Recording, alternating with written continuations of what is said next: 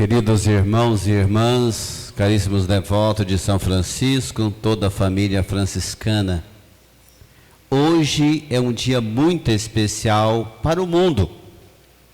São Francisco celebra então o seu dia, aonde o mundo reverencia esse grande homem, o pequenino de Assis.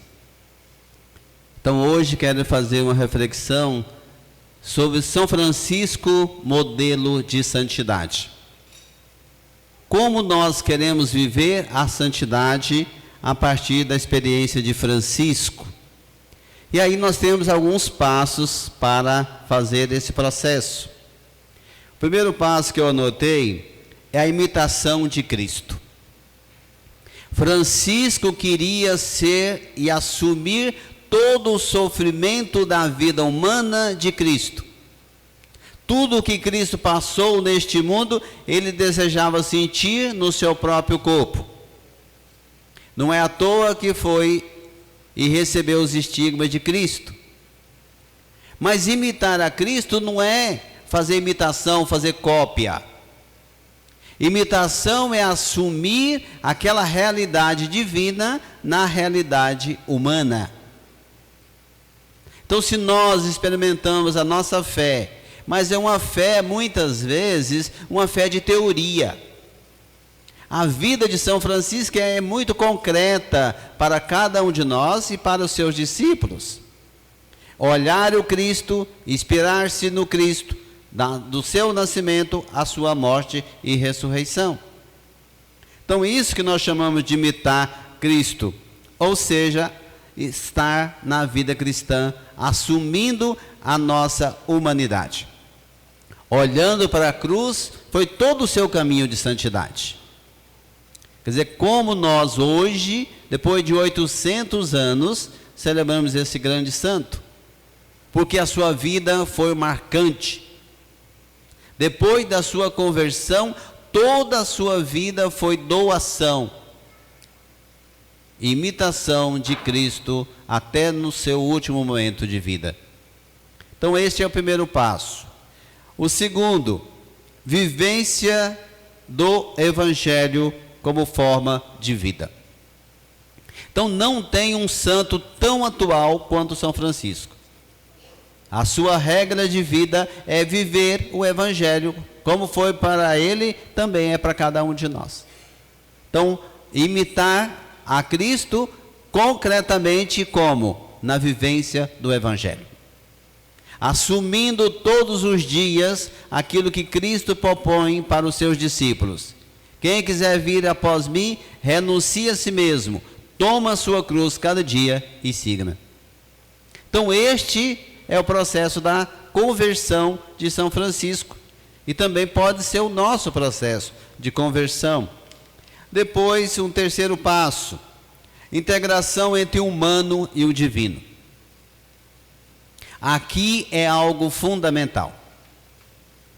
Francisco conseguiu fazer a experiência da sua fragilidade humana e experimentar o sagrado na sua própria vida e no seu próprio corpo. A grande dificuldade hoje, talvez, que nós temos, é que nós estamos frágeis demais na nossa vivência humana. Temos a teoria da vida cristã, temos a teoria da imitação de Cristo, mas cada vez mais eu nunca vi uma sociedade tão frágil como a nossa. E aqui é humano mesmo, é ser gente, é assumir a nossa humanidade. Pessoas que não dão conta de lidar com conflito cotidiano, pessoas que não, qualquer coisinha, eu quero tirar a vida, como se tirasse a vida fosse solução dos problemas. Então a fragilidade humana está cada vez mais difícil. Se nós não investirmos na nossa humanidade, não temos como aqui viver o divino. Porque nós somos imagem e semelhança de Deus. A imagem nós já somos, a semelhança ainda não. Estamos buscando todo dia. Então temos que ser mais humanos, sentir e ter compaixão dos outros. olhar as pessoas que sofrem e não só aquele sentimento de que pena, que dó. Não, não é isso que está falando. Olhar e sofrer porque é um irmão, uma irmã que sofre. Então isto é importante na nossa vivência humana. Sermos tão humanos que seremos divinos. Ou tão divinos que seremos mais humanos. Quer dizer, quanto mais humanos formos, mais divinos seremos. Talvez é o grande desafio da sociedade de hoje, é viver a humanidade. Não a humanidade que propõe aí na sociedade. Só de usufruir do mundo e buscar só prazeres carnais. Isso não resolve nada do humano. Nós não aprendemos hoje a ter limites. Não aprendemos hoje a lidar com conflitos. Quando você fala com a pessoa fica assim desesperada. Gente adulta de 40, 50 anos com atitude de adolescente. Fala, pelo amor de Deus, né, gente? Se nós não investirmos nessa humanidade, enquanto pessoa, como nós podemos ser santos? Viver esse grande desafio é ser humano, ter compaixão. Eu sinto mesmo, sinto raiva, sinto, tem hora que eu sinto mesmo. E tem gente enjoada mesmo que faz raiva na gente. Mas aí eu tenho que lidar com isso. Há uma frustração, mas eu lido, olha, isso é assim, a gente precisa lidar com isso e depois superar o desafio.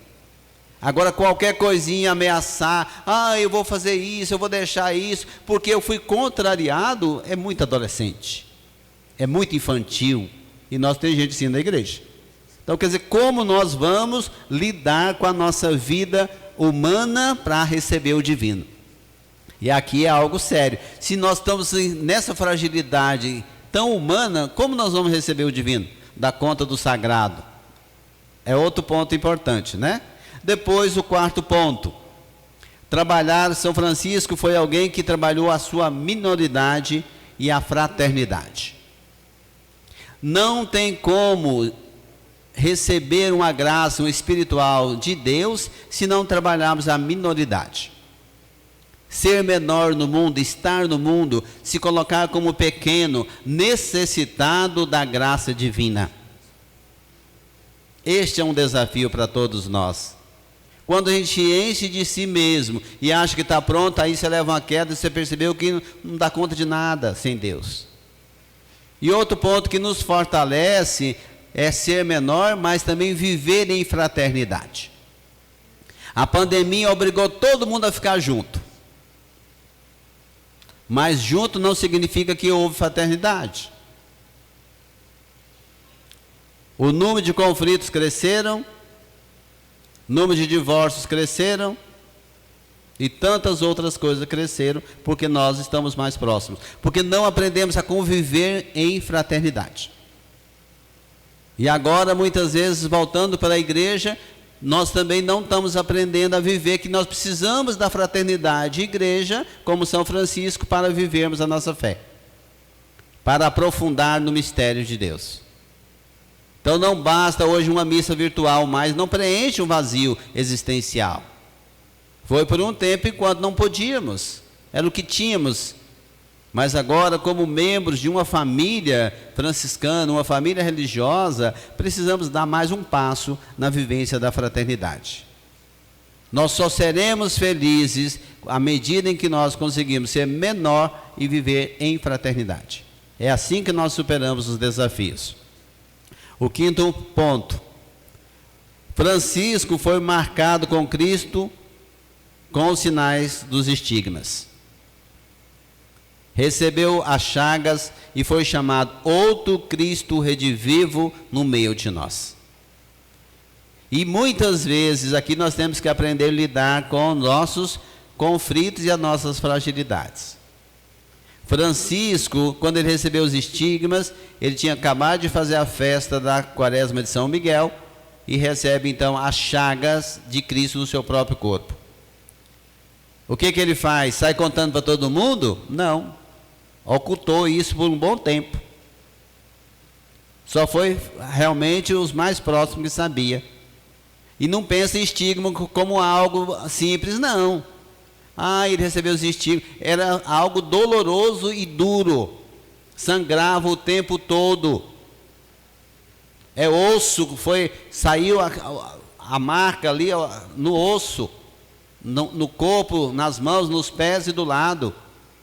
Então a gente coloca estigma como se fosse algo, que lindo, né? Ele recebeu os estigmas. Gente, foi sofrimento, e foi 2 anos de sofrimento. Mas o que ele tinha claro? Eu quero imitar a Cristo em tudo. E os estigmas era a confirmação da vocação e eleição de Francisco para uma nova vida, ou seja, para a vida eterna. Francisco estava em crise humanamente, porque ele disse assim: olha, eu criei uma ordem tão grande, tanta gente agora segue, eu aqui fragilizado, o que será da ordem? O que será da família aqui fundada a partir da minha experiência de Jesus? O próprio Jesus diz para ele: não se preocupe, que a ordem não é sua, a ordem é minha, eu cuido. E aí ele recebe os estigmas como confirmação da eleição e da escolha de Deus por Francisco e por toda a espiritualidade franciscana. Isso é muito profundo. Isso mexe com todos nós, porque a nossa fé tem que ser capaz de superar os conflitos cotidianos. E o último que eu gostaria de refletir conosco é a vida nova que nasce a partir de Cristo. Nós não podemos ter uma vida medíocre. Não podemos ter uma vida contentar com o mínimo. Para Deus sempre é o máximo de cada um de nós. Para Deus sempre o melhor. Os mais jovens aqui lembram, né? Quando a gente comprava uma roupa nova, o primeiro lugar que a gente colocava era para ir na missa, porque é para Deus primeiro. E isso era importante, é uma cultura que nós herdamos, só que nós vamos perdendo isso. E hoje parece que assim, o tempo de Deus não é o melhor, o horário para Deus não é o melhor. Se de alguém falou assim: Frei, eu rezo, mas assim, quando eu estou rezando, me dá uma canseira e já vou dormindo. Falei: que hora que você reza? Final da noite, quase 11 horas da noite. Falei: hora de dormir, não é hora de rezar, não? Se a gente não optar, as coisas de Deus tem que ser o melhor momento. Para Deus tudo de melhor, na simplicidade e na minoridade. E aqui então o último ponto é essa vida nova que brota da espiritualidade de São Francisco. São Francisco sempre vai ser um santo atual, porque ele imitava e vivia o Evangelho. O Papa Francisco agora, no dia de São Francisco, ele fez ontem, né? Ele inaugurou e escreveu uma nova encíclica, Fraternidade e Amizade Social, mostrando todos esses valores que Francisco viveu há 800 anos atrás. E para nós franciscanos, o ano que vem vamos celebrar 800 anos da aprovação da regra de São Francisco. Então isso para nós é motivo de alegria, motivo de festa, motivo de louvor, mas acima de tudo, louvor a Deus, na pessoa de Jesus, que marcou Francisco e marca cada um de nós com o sinal da fé. Então que São Francisco e Santa Clara interceda por cada um de nós, que possamos viver a santidade. Ser santo é ser marcado pelo Senhor, que Ele possa escolher cada um de nós na via da santidade. Assim seja.